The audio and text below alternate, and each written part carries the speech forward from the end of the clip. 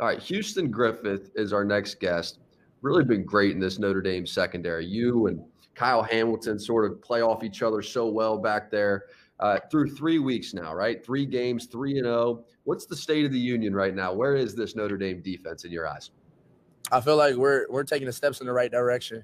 Everything that could have went wrong as a defense, I feel like happened early in the season. So we've learned from all those mistakes, and we're just trying to, working on details, playing our job, and just playing assignment sound football, playing Notre Dame football, Notre Dame defense. Coach Freeman's defense, it allows us to play multiple coverages, multiple fronts in terms of D-line. So I feel like teams just got to prepare for us, and because at the end of the day, you've seen how the last weekend went. You're going to see guys flying to the football and making plays when it's 4th and 1, 3rd and short, just making plays on the football. Take me inside the team this week, because you guys were playing inspired football against Purdue. That was the first thing I said after the game. It just looked inspired. Like, what were some of those internal conversations before this Purdue game? Because you guys were flying around. Well, first off, it started in practice. Coach Kelly talked about how we needed to increase our intensity in practice and just intensity in our play. And all that's going to show up on Saturday. So I felt like everything we did in practice, it translated in how we played on Saturday. Just a fast and aggressive defense that was just willing to take their opponent's will. And I feel like we did that, and I just can't wait to see us take the next steps this season. What were some of the biggest frustrations through the first couple of games defensively that you feel like sort of boiled up and then exploded against Purdue? I feel like we just learned from, just not being – if we weren't in the right position, we learned from those things. And we had to work on that in preparation and practice. Just make sure if we were in bad leverage when we were playing man coverage, we fixed that. And you stayed with your leverage and you knew where your post help was. So I feel like we just worked on those small things, and all those small things would just continue to translate over to Saturday. So I feel like week 4 going into Wisconsin, we're going to take another big step. We're playing a team that, I have a lot of respect for. Me being from a Big Ten family, my dad worked for the Big Ten Network. It's a team that I've always respected, a team that's had a lot of success in the past, a team that controls the game. So we just got to be on top of our team, on top of our, details, and just execute so we can get the ball back to our offense and they can go do their thing. And Houston, you're from Chicago, right? Yep. So it's a home game for you. Oh, yeah, homecoming game. It's the first time I've played in Chicago since I was 15 years old. I made my first varsity high school start at Soldier Field, and for it to come full circle, my senior year, playing an opponent like Wisconsin at Soldier Field, Notre Dame, Chicago's football team. So I can't wait to get out there. What are your family and friends texting you, talking to you about this week in terms of you coming back? I've gotten a bunch of texts. Back in high school when I decided to transfer to IMG, my family and friends didn't really have the opportunity to come see me play because we were always playing a national schedule. And, my high school friends, they couldn't see me because they had games themselves. So, it's going to be a great experience. Everybody's hitting me up about tickets, and, I'm going to have about 25 tickets. So I just can't wait. I'm going to have everybody out there supporting me, and it's going to be a great moment for my family and I. What made you decide to go to the IMG Academy anyway? I wanted the opportunity to early enroll and just develop as a player. I had that opportunity to go there, and, it's awesome. IMG Academy, I could turn on a game on Saturday and one of my teammates is playing, or I could turn on a game on Sunday and one of my teammates is playing. So it's been cool having those relationships and just seeing, those relationships, how they've, just grown over the years. And, it's just a blessing to be there. And, I feel like it prepared me to come to Notre Dame. If I had no clue what IMG Academy was, how would you describe it? The sports mecca for high school sports. Yeah, training development. I felt like we had the best facilities in the country. We had an indoor, so when it rained, we could go in indoor. It was hot outside, so it was always nice. Me being from Chicago, when it got cold out, I didn't really appreciate it. But being in Florida, I enjoyed being out there. It was always fun for my mom to come down and see me play because she could get out of the city and come down to Bradenton, Florida. But honestly, it's a great place. It started off as a tennis academy, and, people like Serena Williams trained there and all that stuff. So just to know that, people that train there like that and also who are doing big things on a high level, and then I have the opportunity to go there, it means a lot to me because, it also talks about, the development they have in people and just the development they have in athletes attending the academy. How many Notre Dame teammates on the squad right now, or maybe over the last few years, also played at IMG? I played with Tony Jones. Now Isaiah Pryor's here with me, who was also my roommate at IMG. So it's pretty cool. Robert Hainsey, And yeah, those are the few guys I've been able to play with since being at Notre Dame. So we've been trying to, get a guy from IMG to come here every year. So I feel like the coaches are going to do a good job, recruiting that place. It's a hotbed for athletes. So I feel like they're just going to keep on trying to get guys to come up here. Does it have like a college feel to it? Like when you're at IMG, you feel like you're already in college a little bit? Is that transition easy? Oh, yeah. I mean, you got to do your own laundry. You don't have mom and dad to tell you, like, do your homework. Like, it's all on you. Like, you also have all the tutors and resources possible to succeed. But at the end of the day, like, you're just with your brothers. You eat, you're with them, you eat with them, you go to school with them. And, I mean, you play football with them and train with them in the weight room. So I feel like, I help with my independence as a person, being away from my family and just having to grow. I felt like that played a pivotal role in just who I am today. When I flip on the defense, Coach Freeman's defense, one of my favorite things to watch is sort of the yin and the yang between you and Kyle Hamilton. So how would you describe what's it like lining up next to him and some of the things he's able to do and how you play off of Kyle Hamilton?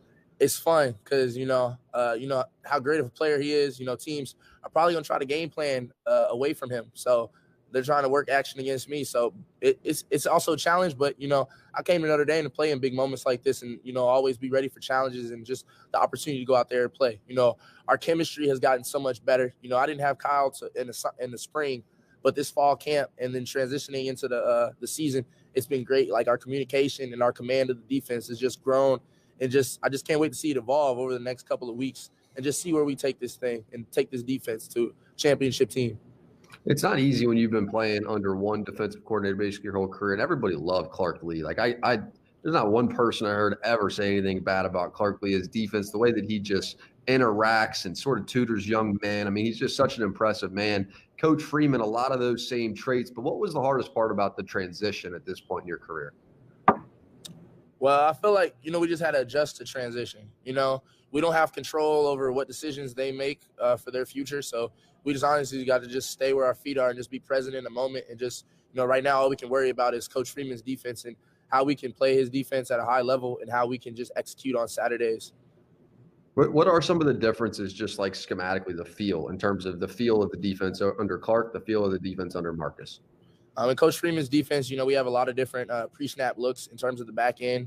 In terms of the front, we got multiple fronts that the D-line gets to play, four down to 3 down. So it's just mixing it up for teams. So just to get them, not so locked in on what we're going to do in the 4 down. But when we go in that 3 down look, they're going to have to prepare for, the 4 linebackers. So it's pretty cool and it's fun. But, I feel like Coach Freeman's done a great job just, allowing us to develop in his defense and just, carry on those traits and just executing and just playing through the whistle.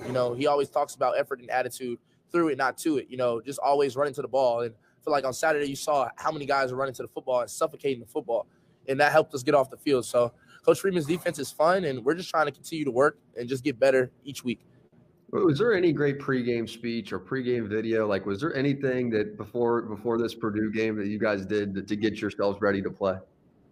Pregame video. I mean, we always get a pregame video, but I feel like in terms of defense, they did a great job of just preparing us all week, bringing that intensity and just, preparing in practice, watching the film, watching the alert tapes that our coaches, do a great job on scouting our opponent and allowing us to watch those tapes and then translate into practice. And then when we see some of those alerts in games, it allows us to play fast. And you saw a couple 4th and 1 stops, 3rd and short stops, and all that was just play recognition from what we saw in practice and what we saw in the film. Because like people always say, the tape never lies. So tape didn't lie on Saturday. So it is what it is. We're just taking steps in the right direction and just can't wait to see what we do. Tape sure didn't lie. You're right about that. The linebacker position wound up getting really thin, just losing a couple guys with injuries. J.D. Bertrand steps in. Everyone's going, what about J.D.? I don't know what kind of player he's going to be. I had no clue. What have you seen from him so far? J.D.'s probably been the same person since he's got to Notre Dame. The guy is so special. I mean, he's so smart in what he puts in his body, how he trains, his work ethic, and how he prepares. Coach Freeman talks about, everybody should be, working to have that mindset of being a starter. And, I feel like it shows up. JD was prepared week 1 to start versus Florida State, and it showed up by how he prepared. And honestly, with JD playing in the boundary, aligning the boundary with me a lot, we're able to pick each other's brains, ask each other's questions. So I feel like he's just a person that's prepared, and when opportunity presents itself, he's ready to perform at a high level. And it's what he's been doing each week, and just can't wait to see him continue to get better as a player and just, help us take this defense to a next level. What kind of a leader is Kurt Hinish day to day? That's a bad MF, like for real. Uh-huh. Kurt, he's one of the guys that brings a lot of juice to the room. He's played a lot of football, and he's one of the guys that teams have to, game plan. He's not, going to let you block him. Like, he's going to take on a double team, and he's going to get off that double team. Like, Kurt Hinish is a player that we really respect, and it's a reason why he's the captain of our football team. How about the Ademilola brothers? Oh, Talk yeah. to me about those two. I mean, when I'm watching the film, they continue. It's both of them. It's not just one. It's Jason. Like, I see both of them pop off the film. Why do they continue to do that? What's it like being teammates with brothers? I'm good friends with them. We're always hanging out together. But like I say, it's how they prepare during the week. Jason and Justin, they're not going to get blocked. Like I always say every week, teams got to play 4 quarters against us, and they got to play 4 quarters of blocking you two. Like I told them that in the summer, and they continue to show up on film. Like they continue to get sacks, make plays, and just putting a restriction on the running backs. And it just shows. Like them boys, they play hard, and they're twins. I mean, twins play off of each other, and they just have a great relationship, and they just fly around to the football, and they have a will to just never give up. They always just want to keep playing through the whistle. They ever have any like those brother fights? Like they ever have a little like brother on brother action over there? I mean, they're brothers. Like yeah. You should expect a couple little, a little fight, but at the end of the day, they know they're playing college football together, and they're playing at a high level at Notre Dame. So I love those boys, and I just can't wait to see them continue to make an impact on the game. Somebody was telling us this week they'll like fight over reps. Like they both want to go in and practice. Does that ever happen? Yeah, but the boys are just so funny because they just always want to be out there. If one of them out there, the other one would be out there too. So I love them boys. They're just playmakers at the end of the day. You can turn on the film like you said. I mean, you're always going to see them, and they make a lot of plays for us. Yeah. How about Isaiah Foskey, the pass rusher coming off the edge? What have you seen from his game? Yeah, the it factor. Yeah, he's a special talent. He's a slim guy, but he can make plays. Like he's fast, he's violent, and like I said, the film don't lie. Teams got to really prepare for him. He gets sacks every week, and he's always running to the football and putting pressure on those quarterbacks. So I love Foskey, and I just can't wait to see him continue to make progress throughout the season. Final one, just Wisconsin. When you turn on the film, what are some of the first things that jump off the film about this team you're getting ready for on Saturday? Just a smart, team that plays their assignment and just does their job really well. They've had a lot of success in the past. They always, are able to control the game in terms of how they run the football, how they run their offense. So it should be a good challenge for us this week. But I feel like the boys and we're ready to step up to the challenge and go out there and play against Wisconsin for 4 quarters because we know it's going to be a physical game.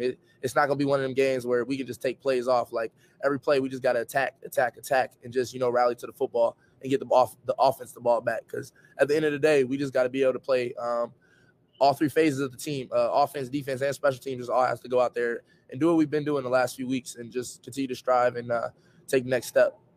Well, Houston, this coaching staff's so high on you. I know Coach Freeman loves talking about you inside the building and the energy you bring. You can just hear it coming through on this podcast right here. So really appreciate you taking some time, man. Go back home, enjoy it, soak in every moment, and go have some fun on Saturday, man. Thank you. All right, appreciate you, Jack. Appreciate you.